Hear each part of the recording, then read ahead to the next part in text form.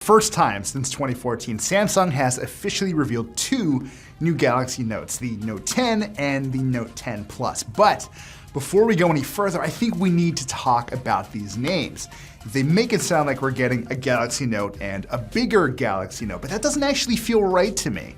The way I see it, we're getting a Galaxy Note and another smaller Galaxy Note. And for Samsung, going small here is kind of a big deal. I realize I'm being a bit dramatic, so here's what I'm talking about. The bigger of these two phones, the $1,100 Galaxy Note 10 Plus, is your typical Samsung powerhouse. There is a Snapdragon 855 chipset inside with either 8 or 12 gigs of RAM, a whopper of a 4,300 milliamp hour battery, and up to 512 gigs of storage. You can expand further with a micro SD card, all of which sits behind a gorgeous 6.8-inch dynamic AMOLED screen. Samsung considers its Note fans to be power users, so it's really not a surprise that the Note 10 is as spec'd out as it is. And I know what some of you are thinking already. A 6.8-inch screen sounds massive, but because Samsung all but eliminated the bezels around the display, it's actually easier to hold than last year's Note 9. And despite being very slightly taller and very slightly wider, the Note 10 Plus is actually lighter than the Note 9 as well. If you're looking for a properly big sequel to last year's S Pen powerhouse, this is it. The standard Note 10 is a different story. Apparently, Samsung was tired of people walking into phone stores and falling in love with what the Galaxy Note could do, but buying a different phone because the Note was just too big. That's why the Note 10 exists. Like the Galaxy S10 before it, it's very nearly as good as its big brother, but its design is so much more compact, so more people can benefit from the Note experience.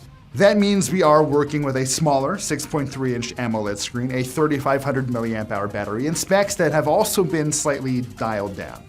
Unless you live in Korea and you splurge on a 5G model, you're working with 8 gigs of RAM and 256 gigs of storage with no expandable memory at all. I should also point out that for the first time since 2014, Samsung is shipping a version of the Galaxy Note without a Quad HD or equivalent screen.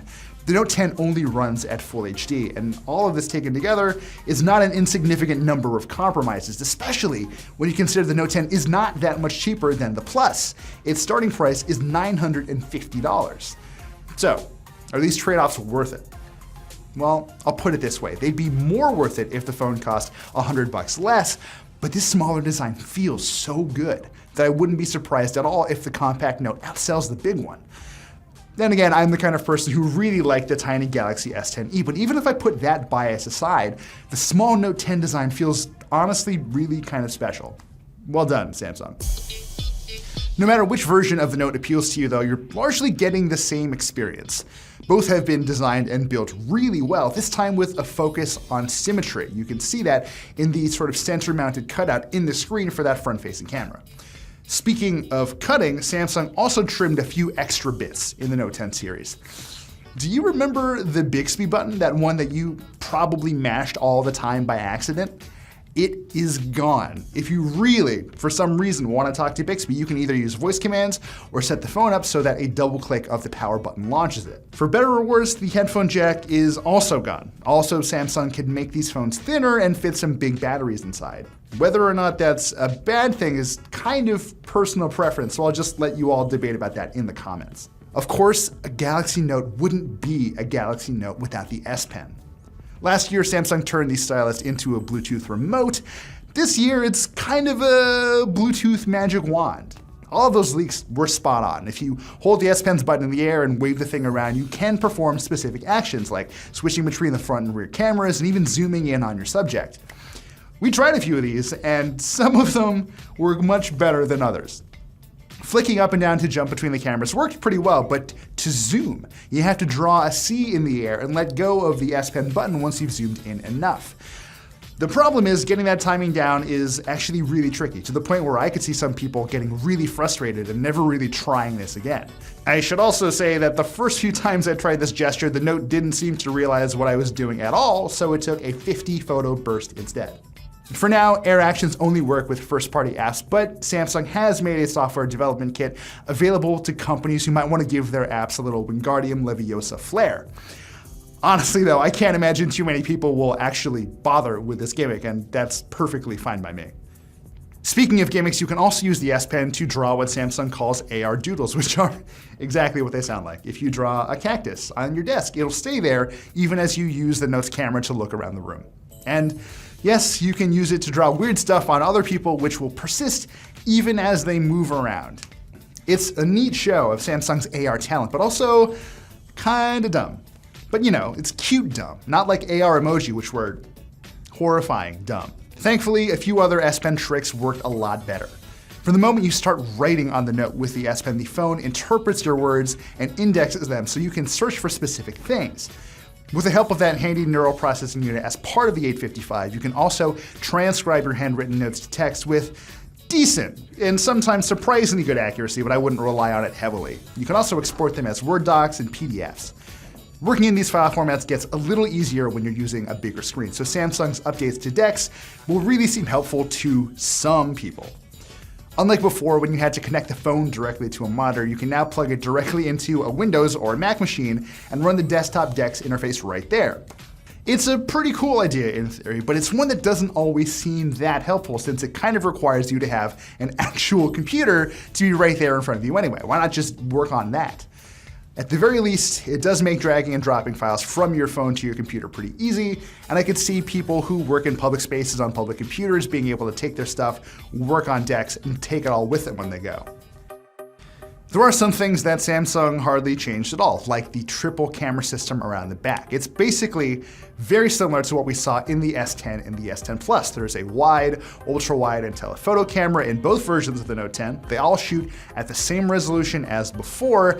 The only difference we really noticed was that the 12-megapixel telephoto camera has a slightly wider aperture. That should help it at least a little bit in low light, but in the few sample shots we did take, we didn't really notice much of a difference.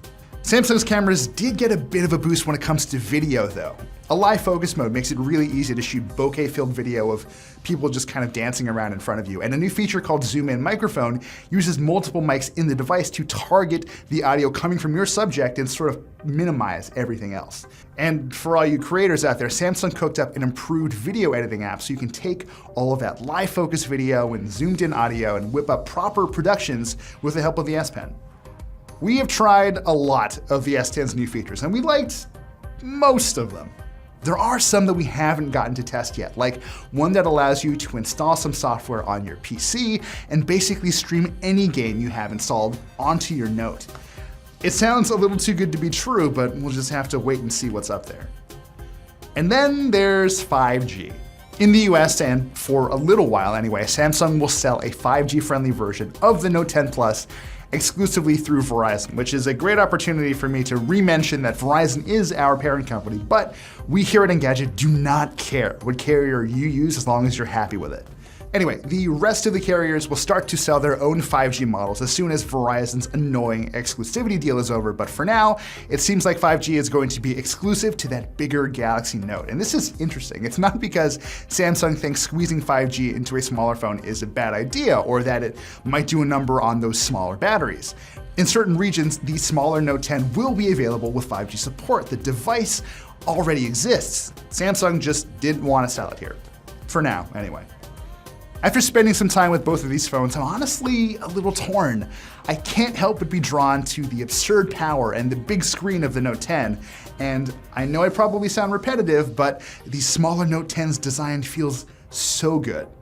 Every time I've reviewed a Note before, I'd say generally the same thing at some point. If you want a fantastic big phone, you probably won't do much better than a Galaxy Note. This year, with a smaller model that's just about but not quite as powerful but still very good, it's starting to finally feel like there's a gap